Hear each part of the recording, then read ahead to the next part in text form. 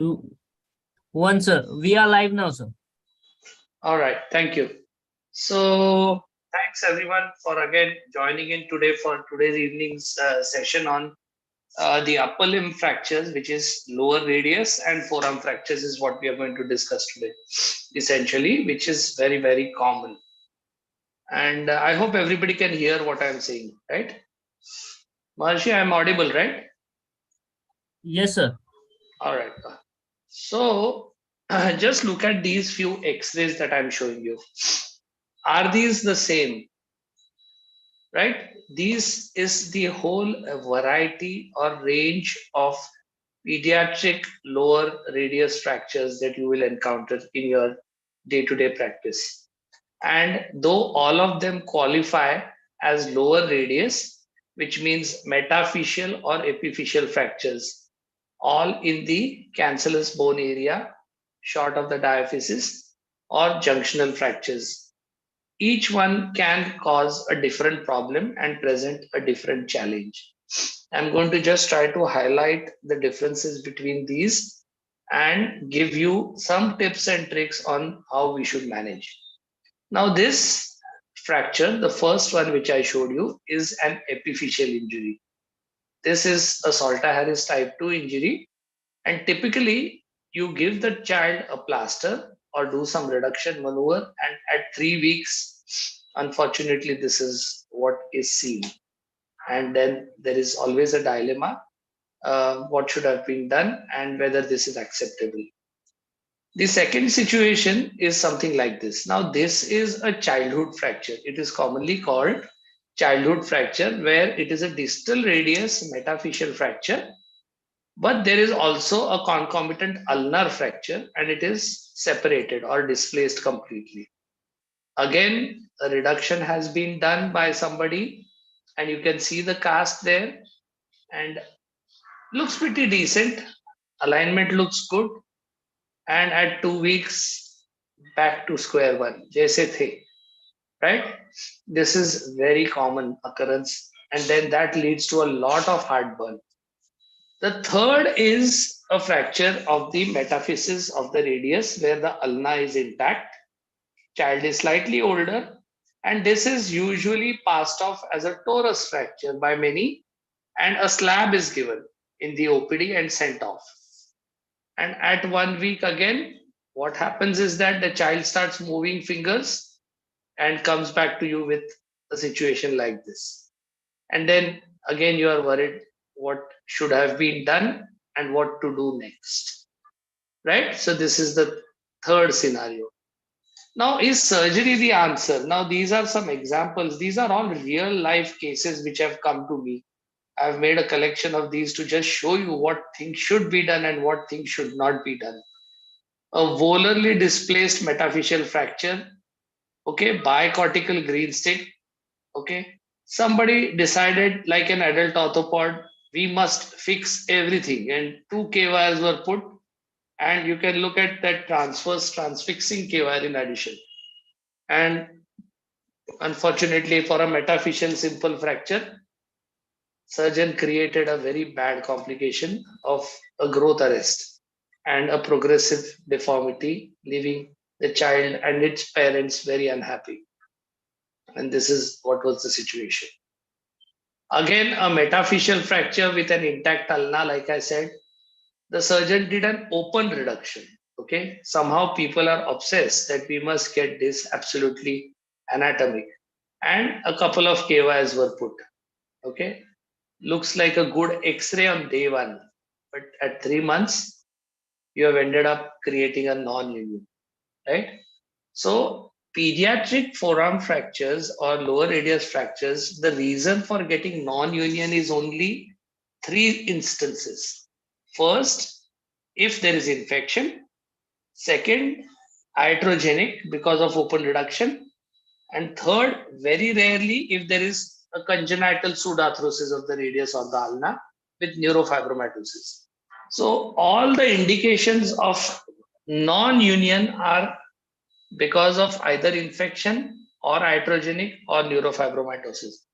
Otherwise, even if you don't treat the lower end radius, they will heal well Mild malunions can remodel very well, and we'll come to that. And then you repent at leisure, and you realize that you should have taken a check X-ray at 1 week to detect an early slip. And the child always will say, why didn't they do it correctly the first time? And there's a lot of problem. So let's look at this 9-year-old male child. This is a 5-day-old injury. Salter Harris type 2. The surgeon decided that this is not acceptable. So to get anatomic alignment, he did a dorsal approach and did a open reduction, and 3 K wires were put to transfix. This was AP and this was lateral. And he was pretty happy that he has restored the anatomy and this looked decent to him. After 3 weeks, the wires were removed. Fracture had healed very well. There is no problem. There's good callus and the alignment looks pretty good. But what happened next was the inevitable. We've created a growth arrest and the child continues to have overgrowth of the ulna and shortening of the radius, causing progressive deformation. Let's compare another example. This is an 8-year-old child who has come to you 2 weeks after injury, and your colleague in your city has done a reduction. I will not comment on the quality of reduction or the plaster here, the way it has been done. But this is the situation. Now, this surgeon decided he's not going to do anything. 3 weeks later, when the plaster was removed, this was the situation. Though the pain had gone, the child had a dorsal displaced deformity with some restriction of volar flexion. However, the dilemma again was to operate or not operate. 3 months later, you can see how nicely the physis has started remodeling and absolutely full function in a short period of time. So that brings us to the question, a distal radius epiphyseal injury, how many attempts should you make to manipulate a fracture, or should you leave it alone? And what does the literature says about it? So if you look at this right from 1935, when Aitken first wrote, an attempt should be made to reduce all displacements in the first 48 hours only. However, repeated manipulations or osteotomies are not warranted. The displacement of the epiphysis never persists. All lower radius displacements remodeled within a year, and the case of deformity in their series was due to crushing of the physis, right? So the lower end radius is always a fast growing physis. You must remember that fast growing physis remodel very well unless you create a repeat manipulation and crushing of the cells which are supposed to grow. Mercer Rang reiterated that in children's fractures in 1983. What did he say? He said repeated efforts at reduction do nothing, then grade the epiphyseal plate away. All these injuries unite very rapidly, so that any attempt to correct malposition after 5 days to a week are likely to do more damage to the physeal plate than any good. So the treatment recommendations are for children younger than 10 years, angulations up to 30 degrees can be accepted very well. And in older children, about 15 to 20 degrees are generally acceptable. This is a generalization. 50% apposition with at least a year of growth remaining remodels very, very well. And you shouldn't try to manipulate, do an open reduction or any kind of osteoclasis for a physeal injury lower radius unless the child has come to you in the first 48 hours. After the third day onwards, you are likely to do more damage than any good. And accepting the deformity does not cause a long-term problem. Always remember that innocuous looking injuries like this also need to be followed up, because sometimes you can have a Patterson type 1 injury where the comminution tells you that there is crushing and that may cause growth arrest. So always follow them up. So this is Peterson type 1 where metaphyseal fracture is extending into epiphysis and into the physis with crushing. So anytime you see multiple fracture lines with crushing, make sure you follow them up and don't leave them, otherwise there'll be a problem. Operation, when is it indicated? When there is inability to obtain acceptable reduction with displacement like this. Open fractures, compound injuries, you may need to do a surgery. Displaced fracture with an intra-articular component. Now, this is very, very rare. In my 25 years of practice, I have seen only 2 intra-articular lower radius fractures in a child, okay, which were going across and needed proper open reduction and fixation. Associated soft tissue injury may require some kind of stabilization, and ipsilateral fractures like the supracondylar humerus with the lower radius.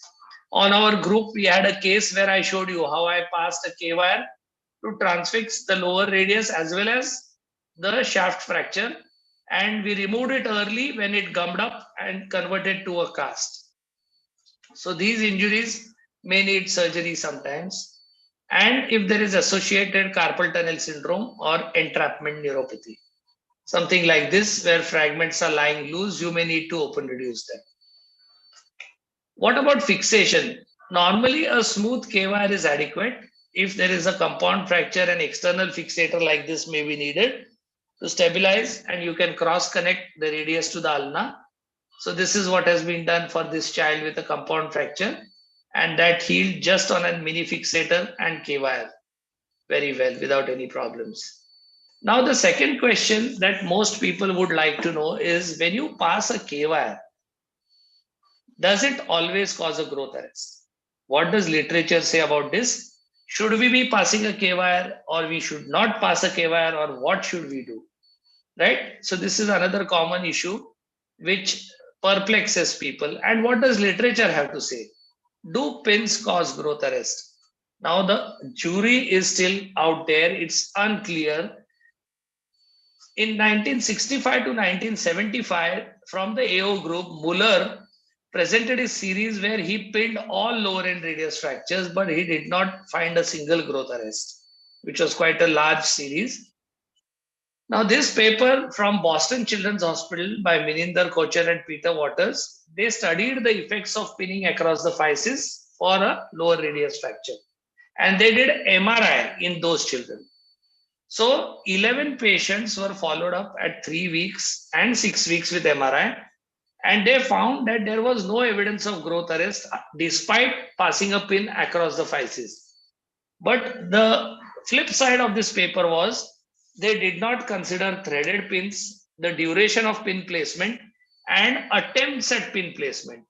Right? Many of us in the hope of getting accuracy on reduction keep on drilling across the epiphyseal plate multiple times, and that causes more damage than a smooth single attempt pin.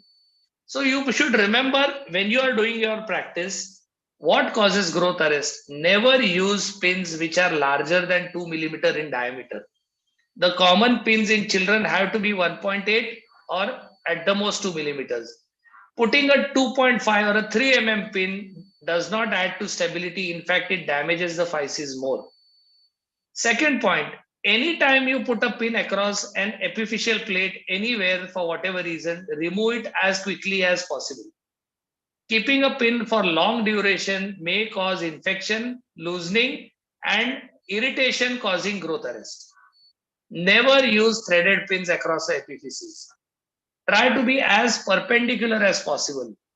Try to use minimum pins. Don't go with multiple pins. It does not add stability. You have to give a plaster and a single pin to just hold it. As I said, it gums up in 5 to 7 days. So don't try to put too many pins. Don't make multiple attempts. Never use titanium pins or biodegradable pins, which cause more irritation and evoke a strong osteoblastic response. When you are passing the pins, avoid the perichondrial ring, because a peripheral growth arrest may happen if you damage the blood supply or the zone of Ranvier where the resting cells are there on the perichondrial side. Again, as longitudinal as possible and as short a period time as possible. Finally, a little bit about something called as an intrafocal pin. Now, this is what I prefer to do, which you can try. This has been described also in adults called as the Kapandji technique. What you can do is pass a pin only into the proximal fragment. So when you are reducing, you can use the pin as a small lever, go along the dorsal cortex, which is metaphyseal. Don't touch the epiphysis at all. Do your reduction, lever it out, and just pass the pin only into the proximal metaphysis. Now the pin is just buttressing the epiphyseal plate and holding reduction, and then cast it for about 2 to 3 weeks and then remove the pin. You can remove the pin earlier and continue with the cast longer if you wish, but you can avoid crossing the epiphyseal plate completely. Now, this is absolutely safe. This has been published again by Sheetal Parekh also, and we use this for many, many years. And intrafocal pin can be a very nice technique. This is how it is seen. Also remember, if there is a concomitant ulnar fracture, never pass a pin that is that long. Now, a pin which perforates the interosseous membrane during callus formation can cause cross union, and that can cause serious disability to the child. So be very careful if both bones are fractured and you're going to pass pins. Make sure the pins are not going across into the epiphyseal region, into the interosseous region. Now, the second complication that we saw was in the metaphyseal. So let's move from the epiphyseal lower radius to the metaphyseal lower radius. Now, the metaphyseal lower radius has been classified. Typically, this is what happens. I showed you earlier. Now, why does that happen? The metaphyseal fracture happens in an older child, right? Why is it important? It's more in boys 70% of the times, because boys are more active, more heavily built, and they will start using their fingers actively, aggressively, very quickly, even in a plaster. And if you have a bicortical fracture, the minute they start using their flexors and extensors, it will angulate. This is typically the history and the course of events that happens. The metaphyseal bone is weak, and that is why it fractures very easily. And these are the kids who will also get a supracondylar and scaphoid fracture. Biomechanically, you have to quantify the fracture depending on whether it is a torus fracture, a compression green stick, or a bicortical green stick. Now, please remember, a torus fracture is a buccal fracture in compression. It can be volar or it can be dorsal. Both of them, as long as the cortex is compressed and buckled and opposite cortex is intact, are stable. A compression green stick is where you have compression failure on one side and a tension failure on the opposite side. So it's an incomplete green stick, compression on one side and tension on the other side. Again, these two qualify as stable fractures. But a bicortical green stick, where it has broken on both sides, is unstable. This is the one which is going to displace, and you should be aware that these need a full cast, whereas the torus fracture can be given a splint and sent off. The problem is mistaking an unstable fracture for a stable fracture. Now, when you have a complete fracture, you have two types: when there is apposition with length maintained, or apposition lost with bayonet, which means either volar or dorsal complete displacement. Okay, so these are the patterns of metaphyseal fracture. Depending on the direction, again, they can be classified as apex dorsal or apex volar injury. The apex volar is more common, where the deformity is lesser. Apex dorsal is less common, but a pronated forearm gives you a very bad deformity with higher chances of a refracture. The management of these fractures depends on the biomechanical type and the direction of displacement.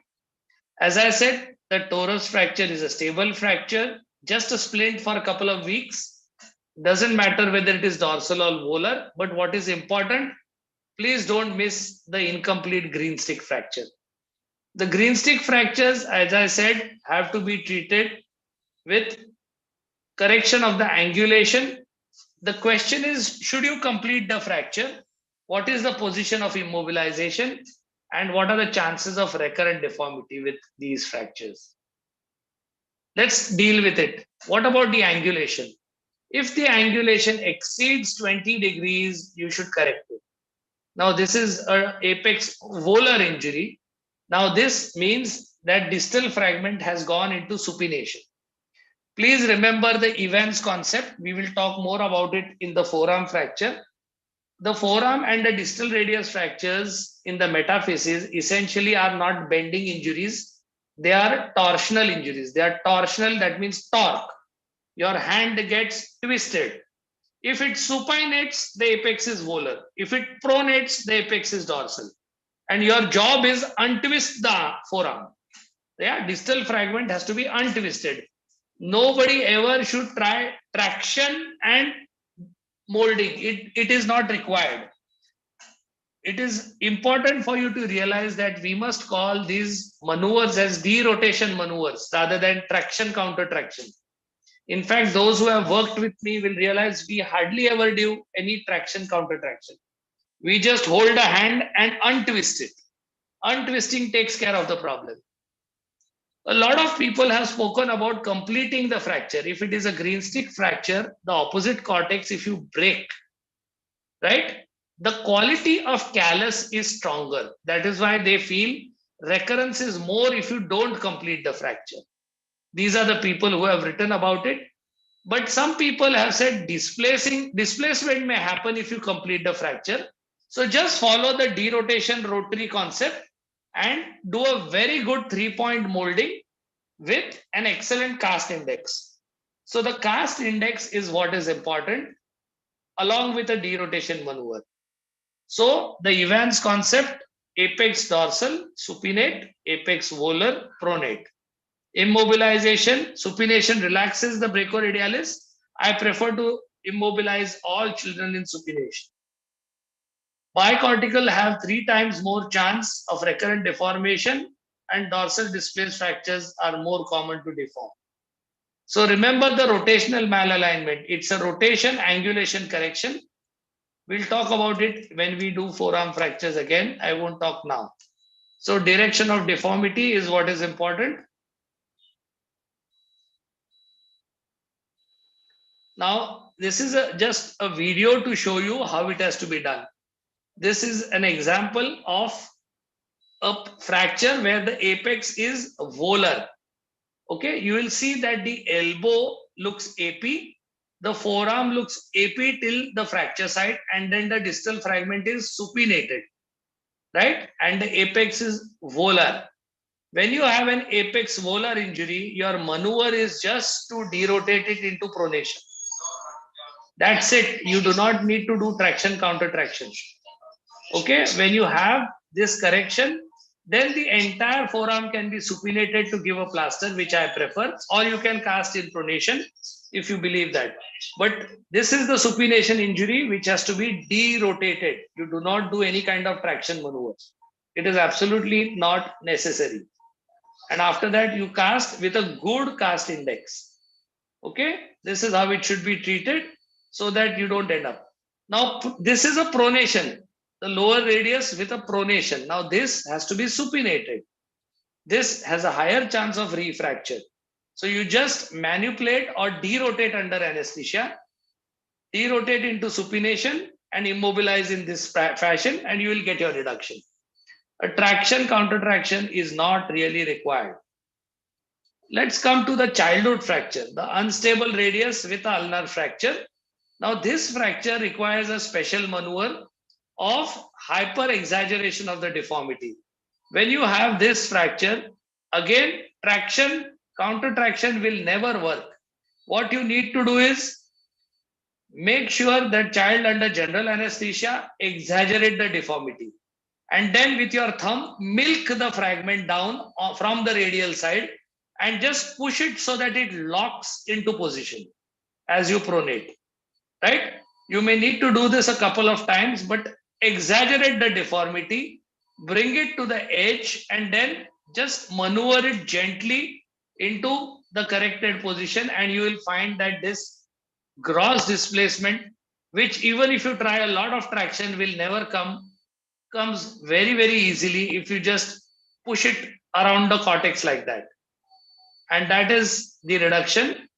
And you will get a perfect reduction. And once it locks, it doesn't move because the periosteal hinge on the dorsal side will tighten up. The cast index is the width of the plaster to the AP diameter. Okay, and normally if you have a cast index which is 1, which means at the fracture site your cast diameters on AP and lateral are equal. That means your cast is circular or round. If you have a round cast, the fracture will angulate or displace. Your cast should always be oval. If you have an oval cast with good molding, then the cast index will be zero 0.7 or 0.8, which means less than 1.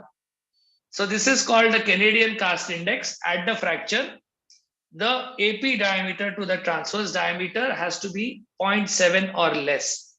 It simply means you need to give an oval cast by manipulation and molding. If your cast is round, it is going to displace. Second important tip is never use too much of cast padding. It has to be a very close fitting cast. And if you see, they have always incorporated the thumb because it's a radius fracture. Any movement of the thumb can also cause angulation. Surgery is rarely needed. Again, indications, severe soft tissue swelling or unstable injury. A K-wire like this, missing the physis, can be passed. If you have to remanipulate, now metaphyseal fractures can be remanipulated without the risk of causing a growth arrest. So if there is a displacement at the end of 1 week and you need to remanipulate, always try to stabilize it with a K-wire because there is a soft tissue contracture which develops. Ipsilateral fractures again will need pinning, and irreducible fractures or open fractures. But always remember that in your OPD, you must keep a remodeling series. When you have a remodeling series like this in your OPD, you can counsel the parents when there are minor angular deformities that patients and it will remodel well, and you can demonstrate this to them. Of course, you should know what is acceptable, and what is acceptable is between 4 and 9 in the sagittal plane, it's about 15 to 20 degrees. As you come towards maturity, 9 to 11, it comes down to 10 to 15, 11 to 13, 10, and above 13, you don't accept much. And in the frontal plane, again, 15 degrees in younger kids and 0 in older kids. This is very important for you to know. So some lessons that you should learn from this talk. First is always identify the pattern and type of injury. Reduce it in 1 or maximum 2 attempts. Look for early slip of reduction at the end of 1 week. If it is epiphyseal, you may not remanipulate. Just counsel the parents and it will heal very quickly and remodel very fast. If it is metaphyseal, up to 2 weeks you can remanipulate. You can use some percutaneous techniques. Always keep them under long follow-up for growth arrest and never try to open reduce these fractures. If there is a non-union, you will need a stable fixation. If you are going to pass pins, try to avoid the physis, avoid long pins, avoid multiple attempts, use thin diameter pins, and you can pass the pin even on a T handle. You don't even need a drill to pass a pin in a soft pediatric bone.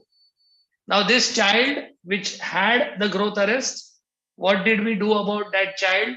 Whether we should leave alone, tackle at maturity, which is a bad idea, excise the bar, put a fat graft, corrective osteotomy or epiphyseal disease. So we did an MRI. Yeah, this is just to complete the case. This is the MRI to show you there was multiple growth arrest in 2 places. Okay, what we did was we resected the physeal bars. We mapped them, and under anesthesia with burr, I removed the bars. I put the pins to monitor whether the radius grows. And I did a epiphyseal disease for the ulna. I thought this is going to work very well. 3-month follow-up, nothing much was happening.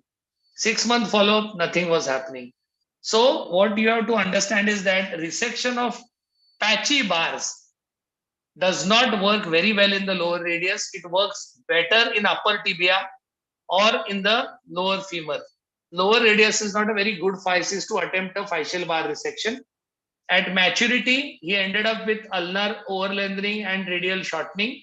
You see the screw had also migrated, and ultimately I did a lengthening of the radius using a monolateral fixator and got that to proper variance, and then we removed the fixator, and that is after final lengthening. Sometimes you have this delayed presentations. You have a 2-week-old fracture, or in your own hands, you have done a plaster. After 1 week, it has slipped. So what can you do? So this is just to demonstrate a small percutaneous technique. You can under CM identify the apex. This is where the apex is, and then make a very small incision and put a periosteum elevator. Peel off the callus and lever the fragment into position.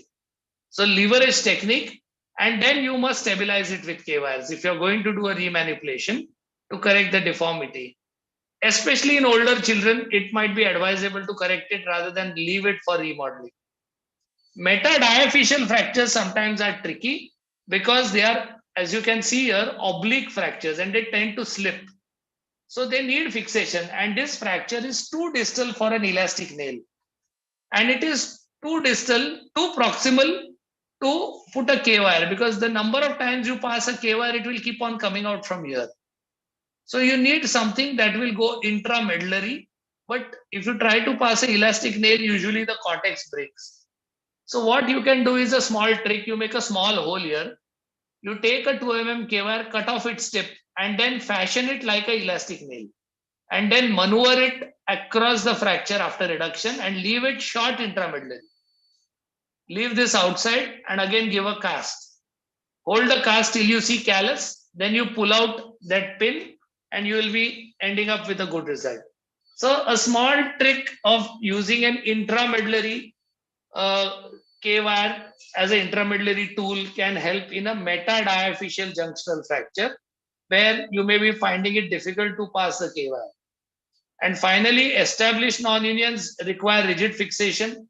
So you need not do bone grafting. Local callus can be used as graft, but a stable fixation is needed so that you get absolutely good healing. So that concludes the talk on lower radius, and I think we will take a few questions now.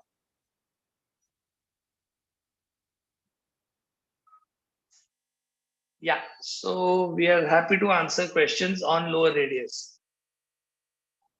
Yeah, Gopendra has a question. Please go ahead. Unmute yourself and ask.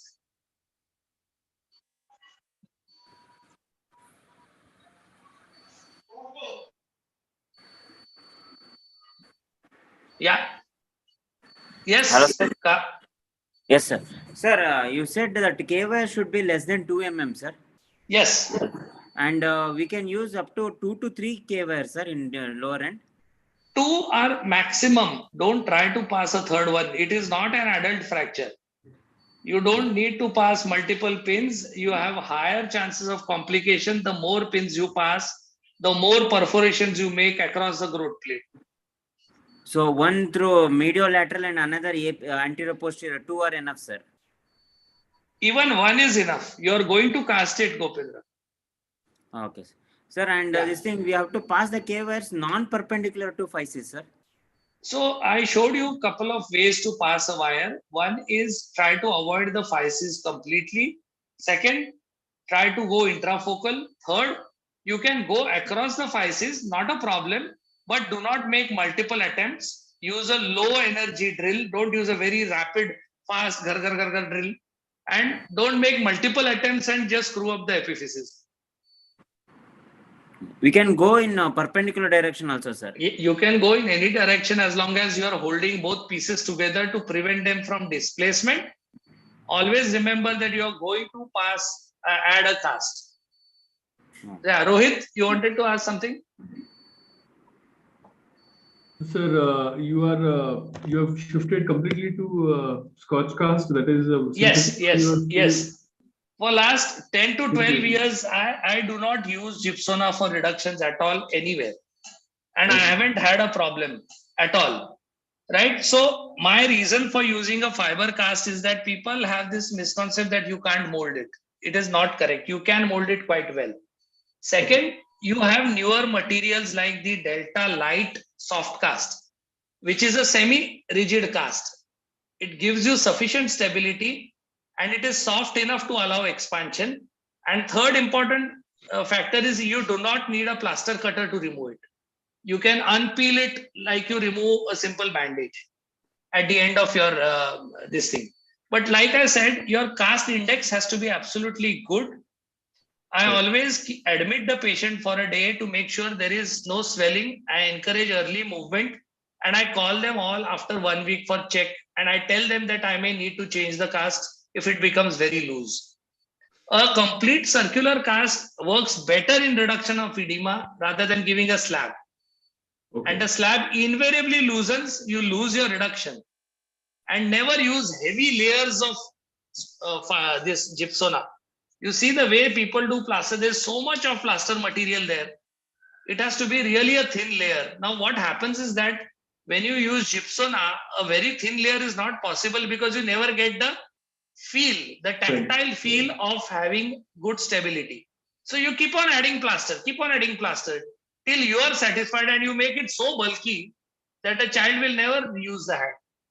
So instead of that, if you use a 1 3-inch fiber cast is good enough for this fracture. Second, my fracture lower end radius always is above elbow. I do not use a below elbow cast. I feel that allowing them elbow motion as well as pronosupination may cause displacement. So I immobilize with a short above elbow, and after 3 weeks, I may convert it to below elbow if the child is older. Sometimes you get really bulky adolescents, then you can give above elbow, 3 weeks, let it gum up, change it in the OPD and make it below elbow or cut it. I hope that answers your query. Yeah. Sir, I'm Dr. Gopendra Dixit. Yeah. Sir, we are very much familiar with external fixator in adults, but Yes. in children, what should be position of the pins for proper loading the soft bones? No, normally in pediatric age group, the reason to put an external fixator is only a compound fracture. In that, my preference is to use Jess fixator with 2 millimeter K-wires in the metacarpals and the radius. Okay. That gives adequate stability and it's quite lightweight. And in metacarpals, sir? Yeah, same. metacarpals? 1.8. Okay, sir. Okay, sir. If you're And one again, other question. if your child is slightly bulky, forearm is a little heavy, you can use 2.7 shank pins. And again a Jess clamp. Okay, sir. Okay, Hanwant? And one question was, Good evening, sir. Yes. What is your take on plate fixation for metaphyseal diaphyseal fractures? So my take is that it is not needed. One, it is a spillover from adult practice. Okay, sir. You can always do a close reduction if the child is less than 10 years. And if it is older, you can always do a elastic nail or the technique that I showed you. Now you saw those patients are all 11, 12 years. I feel if you do not violate the hematoma and get reasonable alignment and stability, all these fractures heal very well. In fact, I am going to quote one paper to you, all of you, and I'll try to put that paper on our group. There is a paper from Hawaii which speaks of something called as a sham reduction. Right? Okay, sir. In that, in Hawaii, in a hospital, every lower radius fracture, how much ever it may be displaced, they give local sedation like ketamine. Don't admit the patient. They call the patient in the casualty and they will do a sham reduction. Whatever little angulation is there, they make it straight and give a plaster and leave everything else to remodeling. And they haven't had any complications. So they have called it sham reduction. What you need is to correct the angulation and bring it to acceptable limit. The translation is acceptable in any plane, but the angulation you reduce and just give plaster. That they did to cut down the costs, because the cost of admitting and taking patient to OR was phenomenal and they didn't have money. So they did. So in periphery, you can do sham reductions, counsel the parents, and it does very well. There's absolutely no problem. In urban scenario, when you have very high demand patients, you would like to also give them a better looking X-ray. That is why you do reductions, and they will always remodel. So a good close reduction does well. I am not a very big fan of passing K-wires. I try to minimize internal fixation. And in fact, the AO person from Switzerland, he used to call any K-wire in lower radius as close reduction and internal decoration. Okay. It's just for decoration on X-ray and maybe to increase your charges. It's not needed. Okay. Thank you. Robert, Sir, you have a question? Thank you so much for the presentation and Yes. for all the learnings that we've got. I have two issues. One, Yes. I have not picked clearly how the Kapanji technique works and Okay. how it's able to provide the buttressing effect. Okay. And then two, in the distal radius ulnar fracture in children, what Yes. is your take about pinning the ulnar besides pinning the radius? Thank you. Okay, good questions. So, Robert, the first thing is that the Kapanji technique is an intrafocal pin where you pass the pin into the fracture and lever the metaphyseal fragment and then just transfix the proximal fragment at an angle so that the wire is just preventing the distal fragment from bouncing off. And you are still molding and giving a cast. So it's not a very stable fixation. It's an alignment which is being held temporarily till it glues up. And I use it only in situations where it is epiphyseal injury because I don't want to cross the physis. Okay. Second, you can use an intrafocal method for a late presenting metaphyseal fracture, but then you must use stable K-wire fixation after you have reduced it. And the second question about ulna, the radius is the more important bone which gives you length and curvature for pronosupination. The ulna, even if it is overlapping, heals very well and it's a fast growing physis. We haven't had reason to fix the ulnar distal fractures ever. And the problem is, if the ulna undergoes a growth arrest, it's a disaster. Topendra? Yes, thank you. Sir, Thank you, sir. Sir, yes, sir. Sir, means sometimes we put pins in metaphyseal area and then we pin the shaft fracture or something, means distal fracture. So what are the chances of growth plate injury while passing metaphyseal pin? Means what is the tricks to avoid this growth plate injury? Means by compression or by pushing effect No, sometimes? I gave you the things. I gave you the things. No, don't pass pins which are very thick. Second, don't leave them in for too long. Third, try if you can to avoid the physis completely. And don't use too thick a pin. Don't use very high energy drills like Manman. Try to use them with a handheld battery operated low torque where you can control the rotations. No, sir. I am asking about the pin which we pass just proximal to growth plate. We pass pin through metaphysis. No, the one which I said intramedullary. Yeah. That is not in the epiphysis at all. No, we make a small drill hole in the metaphysis with a drill bit. And then on a T handle, you have a K-wire which you have pre-bent and cut off the tip. Because if there's a sharp tip, it doesn't advance. Okay, sir. And then you pass it like a nail. That is what you need to do. Okay, couple of more questions. Kumar Archit. Good evening, sir. Yeah. So my question is, in cases of metadiaphyseal fractures, can we not use tense elastic nail like the way you have? Yeah. So the thing exactly I was trying to tell you is that when you try to pass an elastic nail, the diameter of the nail is pretty 2.5 or 3 mm. No, when you make your entry hole and you try to negotiate, you will end up fracturing the dorsal cortex or the radial cortex because the distance from your entry point to the fracture is very small. So when you are trying to maneuver, many a times it will fracture it. Whereas a 2 mm K-wire is very thin and will not fracture it. You can negotiate it much better, which is why a K-wire makes sense rather than an elastic nail. If it's a shaft fracture, obviously elastic nailing is better when you have a long lever. Okay, sir. Okay, Sadaf.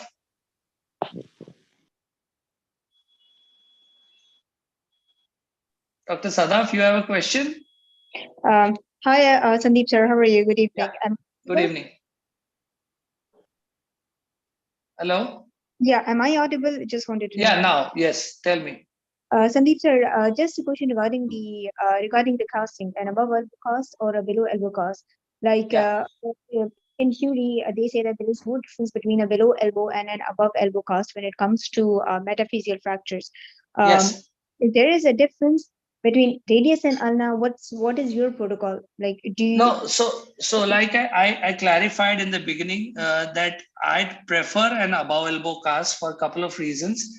One is that giving an above elbow cast will neutralize the effect of brachoradialis and prevent ulnar deviation.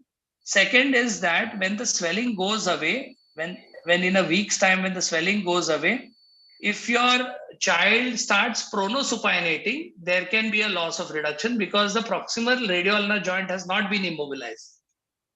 They get pain as well as displacement. So I would always prefer to give a above elbow cast in all distal radius fractures also, a short above elbow, and at 3 weeks, if I'm going to keep the cast for 6 weeks, I'm going to convert it to below elbow once it is gummed up. That's my protocol. And second protocol is that I always cast in supination for a very simple reason. Okay, if you look at your shoulder has a lot of internal rotation but limited external rotation, right? So if you have casted in pronation and it becomes stiff, there is no compensation. Whereas if you have casted in supination and it becomes stiff, there is a lot of compensation. The child will never complain of stiffness. Sandeep sir, just one more question regarding the duration. Like, let's say, I mean, for both bone forearm fractures, what is your protocol of immobilization? Till 6 weeks or till 4 weeks? No. So 8 years and below, 8 years and below, 3 weeks for epiphyseal injury, 4 weeks for metaphyseal injury, 8 years and above, 4 weeks to 6 weeks for metaphyseal injury. Okay, and does that change if it is both bone or single bone? No, it doesn't. It doesn't. So you keep, even for both bone forearm fractures under the age of 8 years, you keep the cast routinely for 4 weeks and not for 6 4 weeks, yes. So after the reduction, first follow up at 1 week, check whether the cast has become loose, if you need to remanipulate. If it is okay, 3 more weeks and then I remove it. If the child has history of repeated fractures or if the child is bulky, I will protect with a forearm brace. 20% of these kids go and fall and have a refracture and come back. Okay. So this you must warn them, that the chance of refracture, especially apex dorsal. So this means that you're keeping an above elbow cast for 3 weeks, and the last week would be a below elbow cast, right? That's not mandatory. It depends on the situation. Okay, fair enough. Thank you, Dr. Sandeep. Thanks a lot. Thank you. So last question, Srinivas, I think you have not asked, and then we'll go to the next topic. Good evening, sir. I'm Dr. Srinivas. Sir, this is regarding associated fractures, supracondylar fractures. Is it an absolute indication to pin both radius and also supracondylar No, it fractures? is not an absolute indication. It's a relative indication. When you have 2 fractures in the same limb, after your supracondylar reduction, you are already taking the patient to anesthesia for reduction and pinning. You can also pin the lower radius. If you get a good reduction, you can cast it also. It's not mandatory to do. Okay, thank you. All right. So I think we'll start with the next talk. Can you see my screen? Hello? Hello, is it? Yeah, you can see it. Right. Yeah, so let's go to the forearm fractures. There may be some repetition here because of Ivan's concept, but let me just highlight it just in case, because I think this is very important. I think the message that you should take out of this is that don't throw away the cast. It's not that you have to operate on every child. Plasters do very, very well. Learn good casting techniques and learn to mold your cast well as use a good cast index.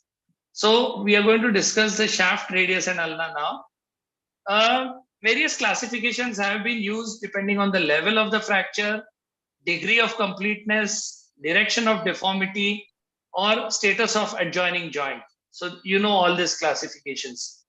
So the basic differentiation, I think, which you need to know, important one, is that whether it is a complete fracture or it is an incomplete fracture, because that gives a better idea of one, healing, and second is stability.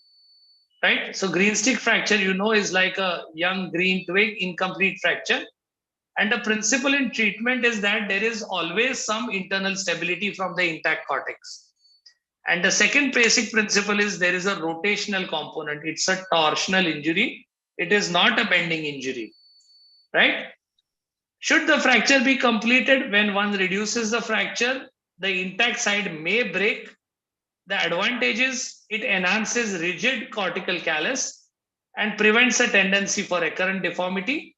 But the disadvantage is you can make it unstable, right? So it's a thin line that you're walking. But remember the rotational malalignment, and it is a rotation angulation correction. So again, an example to show you that this is an apex volar injury. Okay, so the easy thing to remember is when you see a fracture, bring the palm to the apex. Your maneuver should bring the palm to the apex. That's all you need to do. And remember, supination is apex volar. So bring the palm to the apex, derotate it. If the apex is dorsal, bring the palm to the apex. Pronation injury, you supinate it. That is all you need to do for good correction. Now, this is not a new concept at all. It was published in 1951, right? And this rotation angulation correlation has been well documented. A supination injury, apex volar, the maneuver is pronation, right? A pronation injury, apex dorsal, has to be supinated. So, derotation under anesthesia. We spoke about it. The fracture is corrected by derotation and immobilized thus, so that the fracture is absolutely perfectly reduced. Again, the same example which I showed you, apex volar injury, supination pattern, you derotate it. Again, I am showing you this video. Just undo that, and then I will supinate both the fragments and give a cast. My preference of casting is supination, but my reduction maneuver is pronation. Right? So that is how it is. And the intact cortex as well as periosteum will give sufficient stability, provided you give a very well molded cast. So this is what you need to do. So again, to show you a supination injury, how do you identify? You can see elbow is straight, both bones are straight till here, and then this fragment somebody has twisted into supination. Yeah. And what do? I just make it pronated. Once I pronate it, it reduces. And then I will just cast it in supination. That is what is needed for correction, and make sure that your 3-point relationship is good. So that is how it is. The supination injury, just a pronation maneuver, align the fragments correctly. A pronation injury, malunion is worst if it is heals in pronation, because refracture and cosmetically both it is bad. They fall, they will break again, and they predispose to refracture. So dorsal cortex especially refractures if there is a second fall. So be very careful with a pronation injury. You don't let it malunite at all. What about complete fractures? When you have a complete fracture, the basic principles differ slightly. What you need to know is that translation can remodel. What you have to know is that angulation up to a certain limit can remodel. But what does not remodel is malrotation. And how does one judge rotation? We'll come to that in a minute. Realize that when the fracture is complete, both cortices are broken and periosteum is ruptured. So they are less stable, and there is usually more soft tissue injury.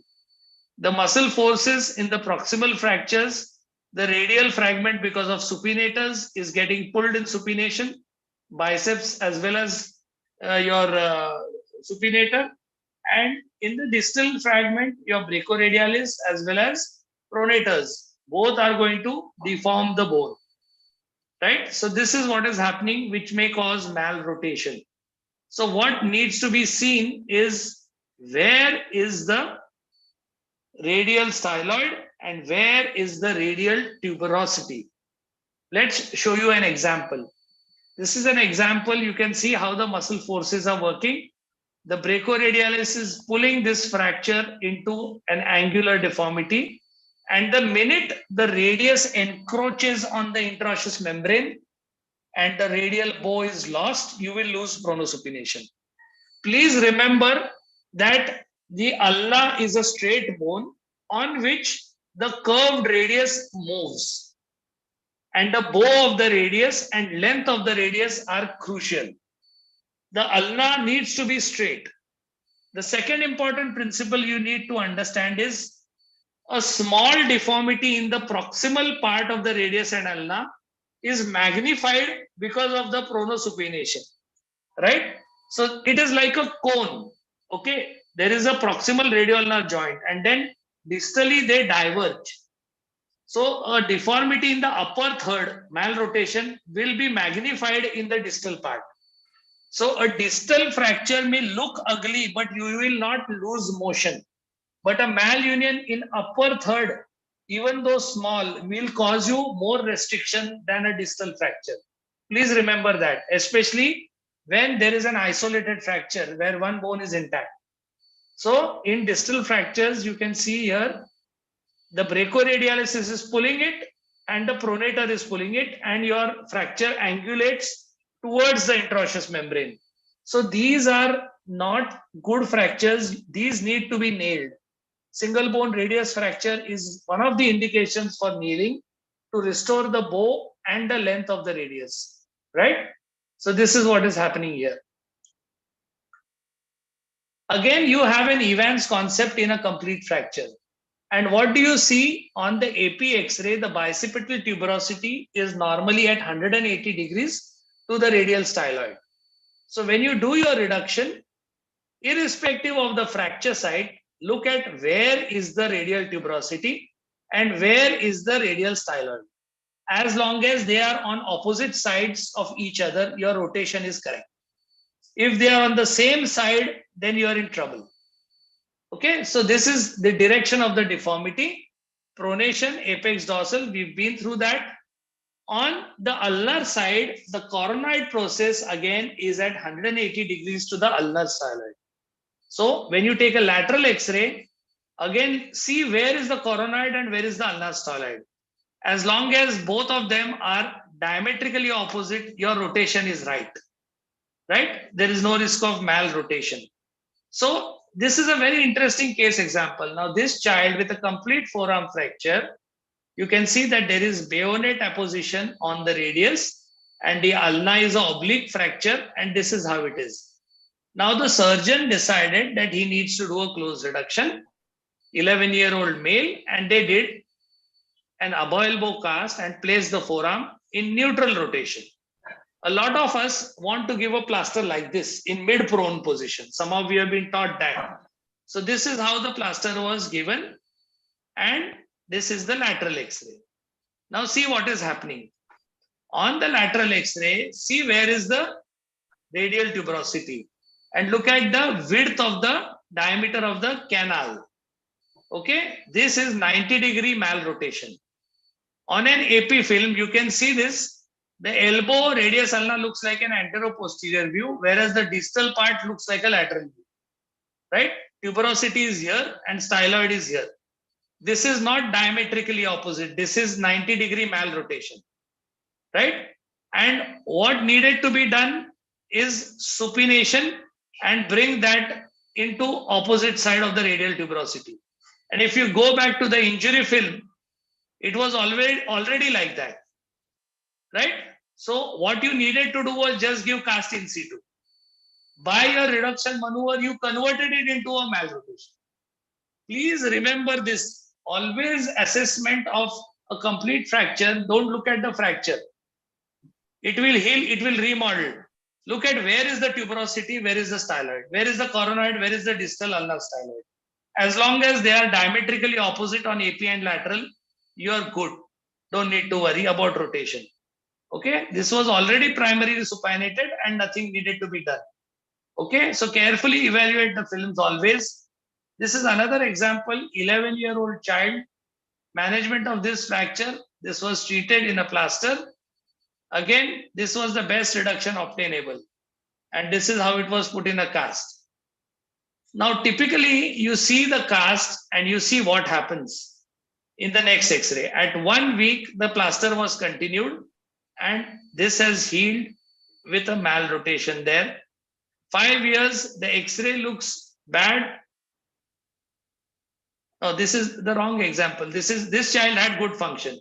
Now, this is the 7-year-old child who had a fall from a swing. Okay, now this was treated with a reduction and forearm in neutral. This is what I wanted to highlight here. 1 week post reduction, what are you seeing? What you see after a week is that, see, if you analyze the cast, the surgeon has put a below elbow plaster. Can you see this layer here? First, he gave a plaster below elbow. Then on top of that, he put an above elbow. Right? And this has overlapped and created a large amount of plaster material here. Second problem is too much cast padding. In 1 week, you can see the gap here. It has loosened and typically the plaster slips proximally. When it slips proximally, there will be angulation and the straight ulnar alignment is distorted. And I pointed out earlier, you need a straight ulna and a curved radius for good function.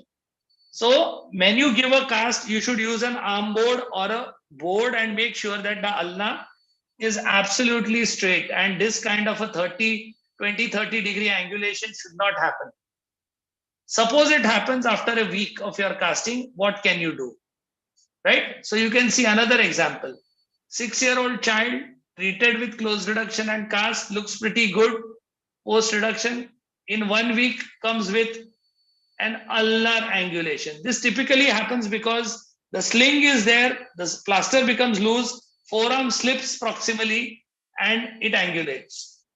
Okay, this is 1 week later. This is not acceptable, and what should be done is casting it in extension. So I'll show you that. First, let's talk of limits of acceptability. How much can you accept? Depends on age. Again, less than 9 years, about 15 degrees may be acceptable. But above 9, the limit of acceptability is very low. Rotation, again, 40 degrees to 45 degrees is acceptable. More than that is not tolerated well. And in older children, not even 30 degrees. Shortening is not a problem, right? This is what you should inculcate in your mind. In forearm mid shaft fracture, 10 to 15 degrees is the upper limit of acceptance, not more than that, right? So when you have a situation like this, where you have 20 degree angulation, you have to straighten it out and keep it straight. What can be done is remanipulation and casting in extension. Okay, putting the cast in extension is a very simple way of correcting this problem. The only thing you need to realize is that when the child is in extension, the forearm plaster should not slip off. So you must incorporate the thumb and you must mold on the supracondylar ridges well so that the plaster doesn't slip. It is our what do you call a prejudice that we cast everybody in 90 degree flexion. 90 degree flexion, when it becomes loose, the ulna angulates, and in a complete fracture, not a green stick fracture, in a complete fracture, both bones, they will angulate and cause problem. And that is not acceptable. So it is good to cast in extension with thumb incorporation and supracondylar molding. Okay.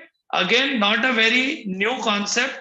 This has been published by Watson Jones in 1940 and again repeated by Thorndike in 41 and Rang and Walker in 1991 was the last paper. This is an alternative method for treating unstable forearm fractures.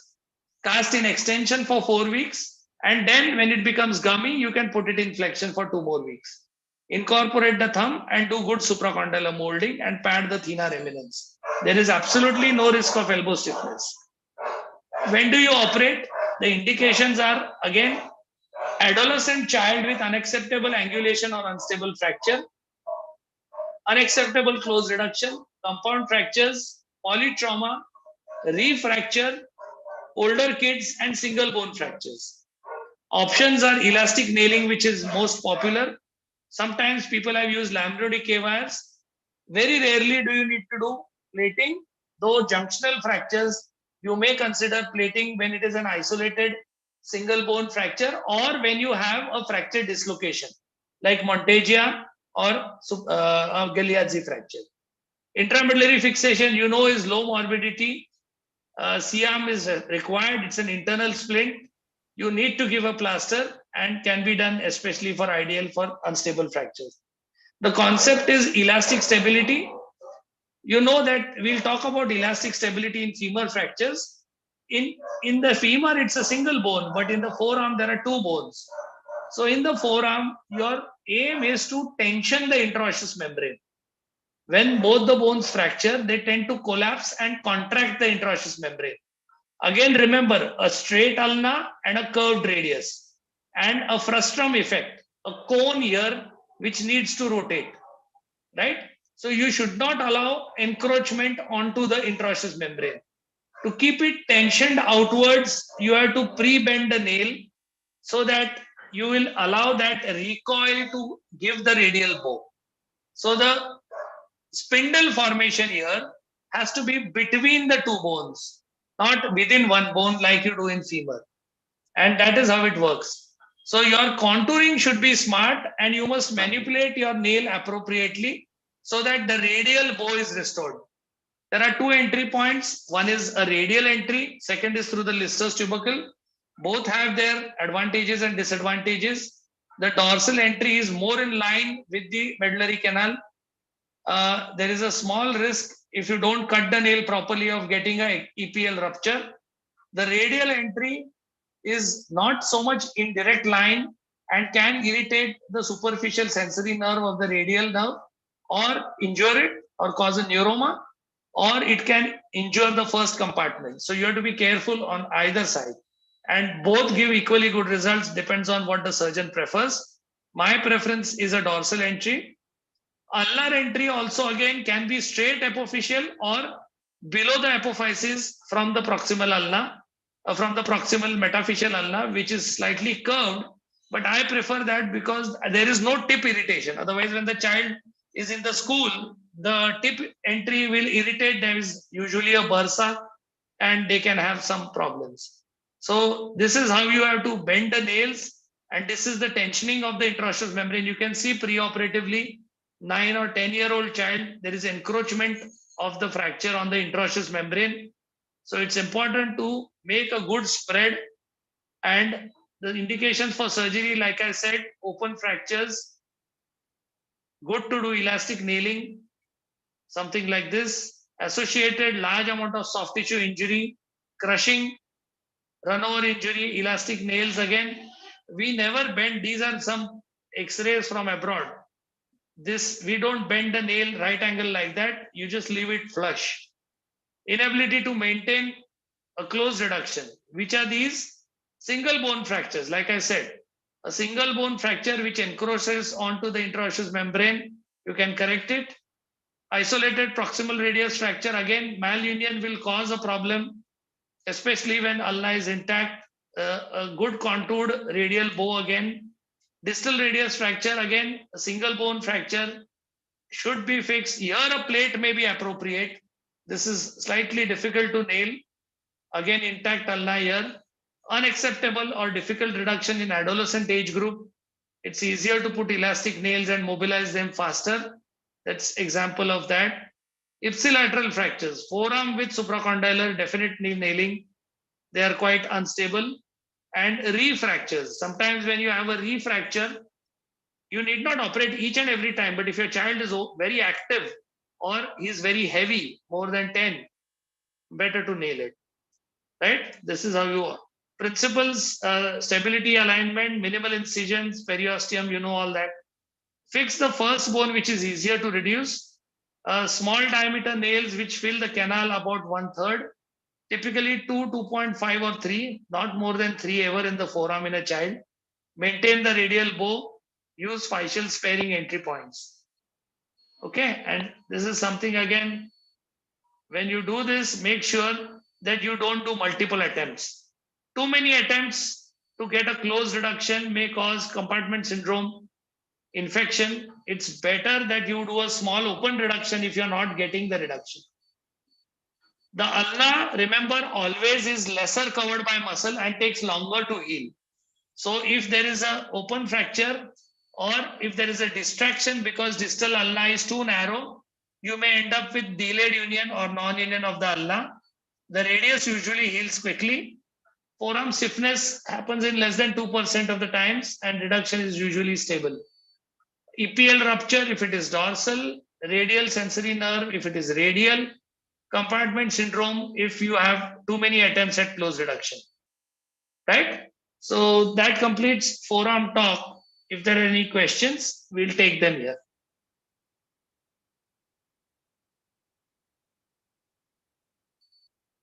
Yeah, Karthik, your hand is up. Sir, I didn't understand. You told palm towards the apex. That was for green stick fracture. Only This for is green stick complete. fracture. Yeah, green stick fractures. Here I said radial tuberosity, radial styloid on AP. Ulnar coronoid process, ulnar styloid on lateral X-ray. Forget how it looks here and make sure angulation is not more than 15 degrees. Sir, Evan's ideology is different and this palm to apex is different, sir. It's the same. It is the same. I'm just giving you a, see, sometimes you don't remember apex dorsal, apex volar. What I'm saying is look at where the palm is. Turn the palm towards the side of the angular deformity. Palm to the apex is the reduction maneuver. Okay, sir. Yeah, that is for green stick. Yeah, Gopendra? Ravi Teja, I think Ravi can ask first. Gopendra has asked a lot of questions. Sir, you were talking about cutting the nails flush to the bone, right? The 10th Yes. Yeah, sir. Usually we find it a bit difficult when the patient comes back for removal. Yes, it's a good question, and I'll tell you what to do. Sir. So normally when you pass your nail and you decide that your nail needs to go up to this, so on the radius, you want to stop short of the radial physis. Yes, sir. Okay, so you withdraw the nail and then cut it and then you tap it in. When you tap it in, you don't bend it, you leave it flush about a centimeter. Okay, but within a year, you are right, bone covers it. Okay, when you come for removal, what you should do is you should have a small 2-3 millimeter osteotome. Chisel, Okay, yeah. all my fellows and residents, I teach that once you expose, you will see the titanium nail somewhere. After that, with that small osteotome, you make a nice slot all around it. Okay, Yes, sir. free it from the new bone. Then I use a hollow mill.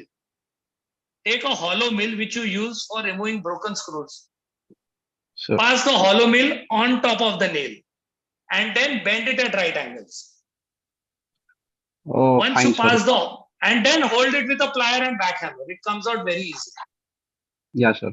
I mean, what I used to do before is when we have a bend, when we bend the nail and then cut it, the tip will be protruding outside. I mean, Yeah, towards but the skin. I know. Yeah. So you get one is uh, infection, skin wounds, yes, sir. and ruptures of the tendons. That you So don't want. that is, yes, sir. That is when we have irritation of the skin and rupture of the tendons. Correct. So what I do is like I bend the, what do you say, the tip. I bend it inside. I mean, I turn it 180 degrees. Yeah, but so that again, it's facing the bone. I understand. Burying the K-wire is what we used to do. But the problem with that is now once you turn it around with that hook and bone forms, it's extremely difficult to get it turned back. Back up. Okay, fine. Yeah. Whereas if it is flush, pass a hollow mill on top of that like this and bend it right angle. Fine. And then just backhammer. It's very easy. Just use a hollow mill next time. Sure. And one more thing, sir. How often do you, I mean, when do you remove the nails, sir? What is your time limit? 6 months or 3 months? Typically, no, my implant removal is in the next vacation, which is 6 to 9 months. So if somebody has fractured in January and I have fixed him now, I'll call him in Diwali. If somebody has fractured in the monsoon season, I'll call him in summer vacation. So typical, it's a vacation surgery for implant removal. Sure, sir. In And our sir, country, 6 to 9 months is appropriate. okay, sir. Sir, and you mentioned about the intrafocal pinning, the Kapanji for the distal radius, right? Yeah, yeah. I've done a case, and I've also used it for the radial head fractures and also tibia fractures. Yeah, I would like to share it later in the group, sir. Sure. Put it there because I think we had published it long ago. Intrafocal pinning for radial neck fractures also, leverage technique. Yes, sir. So Yes, sir. what Yes, I sir. just want everybody to understand is that, see, big open surgeries and platings are not to be done in children. Try to use smart techniques, small techniques, leverage techniques, percutaneous techniques, and be as conservative as possible. Okay, children's bones heal much better if you have not violated the periosteum or really fucked it up by putting too many attempts, or as a spillover of an adult. I showed you just passing. My advice to all people who are in private practice usually is that please charge the same amount of money as you would for an open reduction. You will not be tempted to put in pins and plates where they are not needed. Charge adequately. You tell them, I'm saving you 2 operations. Tell your parents that if I put in a plate, I'm going to remove it also. There is chance of refracture, there is chance of lot of complications, and you have 2 surgeries to do. So close reduction, only one procedure, good remodeling, charge adequately so that you don't feel tempted to put a K-wire where it is not needed just for the financial remuneration. Yeah, sure. Can I? Yeah. Sir, Please, go I ahead. like, since we spoke about the leverage technique. I'm 5 years post PG, but I've seen my juniors or some of the seniors having a very low threshold for close reduction and opening up the pediatric forearms for just passing a TENS. The leverage technique could very well be used in the forearms also, the radius and ulna. Absolutely. Exactly. So when you are Even not getting a close reduction, once you understand the value of using a small K-wire on a T handle, yes, sir. You will try Many to use people, it everywhere. Yes, sir. Yes, sir. Exactly, sir. I mean, we should. Many people might not be knowing about it. Yeah. We should. So get point that is one, and second is the use of arthrograms in cartilage injuries. Yes. These are 2 beautiful things which you should learn to do. Every time you see a child fracture, try to do as conservative and as close as possible. Yes. Yeah, Gopendra. Sir, you said that you put plaster in supination. So do you put plaster in distal radius fracture also in supination? Yes. I told you my reduction maneuver may be anything, pronation or supination. Once my reduction is achieved, I will supinate both the fragments. I love to give cast in supination for the simple reason, mid-prone position when they become stiff, regaining supination is a big problem, and people in India want supination. They won't bother with loss of pronation because the shoulder can compensate. See, radioulnar synostosis, just think of it. When you have radioulnar synostosis, if it is in full pronation, they will come to you because they can't supinate. But if it is in supination, they will never come to you because the shoulder can compensate. Your shoulder cannot compensate for a stiffness in pronation, whereas it can very well compensate for a stiffness in pronation. Sir, one question related to the previous lecture, sir. Sure. During the reduction of the supracondylar humerus, you mentioned that we do not rotate the arm, but we rotate the C arm. We should not be moving your were there any instances where you tried rotating the arm, sir? No, I haven't done it. No. I've been doing arm board for 15 years. That proximal stability that you get with the tape, I haven't not done an open reduction for 15 years. Every case we have got a close reduction. There has been no instance where I've had to do any open reduction. Whether it is perforated, puckered, nothing, everything comes. In fact, I spoke on that in Vairok in the AK Tilwarkar symposium last weekend. Again, difficult supracondylar reduction. So you just try it. You just try to be as good as you can with your reductions. You will get them. Sure. Yeah, Sanjeev Kumar is asking about significance of Mubarak line. So Mubarak line essentially is when you draw a straight line from proximal ulna to the ulnar styloid, it has to touch the ulnar subcutaneous border all through. That means the ulna is straight. So typically when you have a Monteggia fracture dislocation, if the Mubarak line is not straight and the center of the radial head and the capitulum are not intersecting, you are looking at a Monteggia. So that is a very, very crucial point when you are suspecting a Monteggia fracture dislocation. Actually, today morning I had put up a Bado type 3 and I showed you with an arthrogram how you can reduce it, do an arthrogram and keep the ulna straight with a percutaneous KY.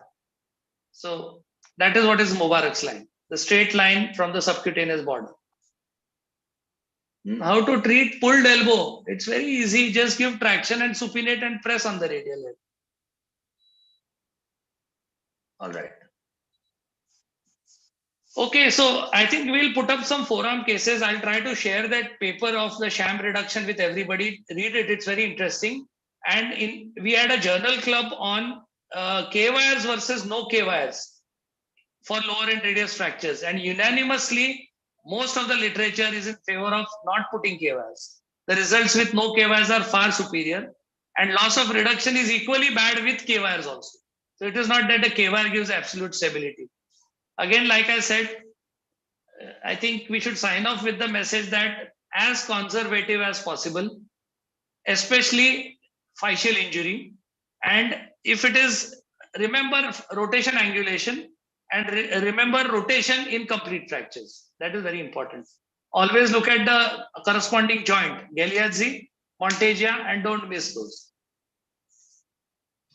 All right. So shall we call it a night? We've had a long session. Next week again 8 o'clock. See what happens now. Sometimes I get late from OPD. That's why I kept it 8:30. Today I came early. We can be around. If you're there 8 o'clock also we'll start. No problem. Next time I think we'll move to the lower limb. Let me find out from Ashok what the syllabus that he has planned is. Okay. Good night, everybody. And I hope Good it night, was sir. Good night, interesting. sir. Thank you. Good night, sir. Bye. Bye. Bye. Bye.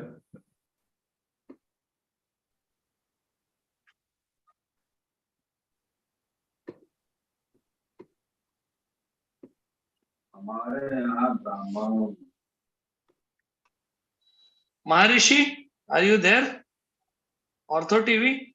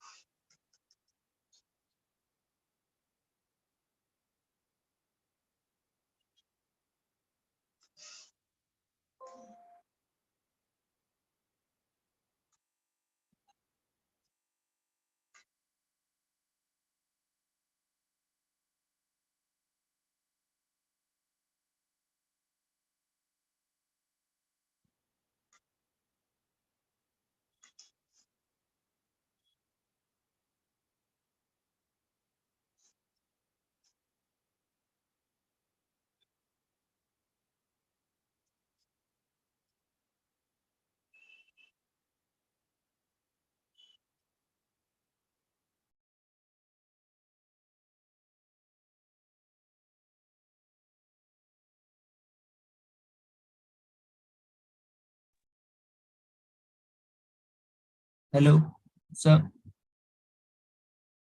Hello. Hello.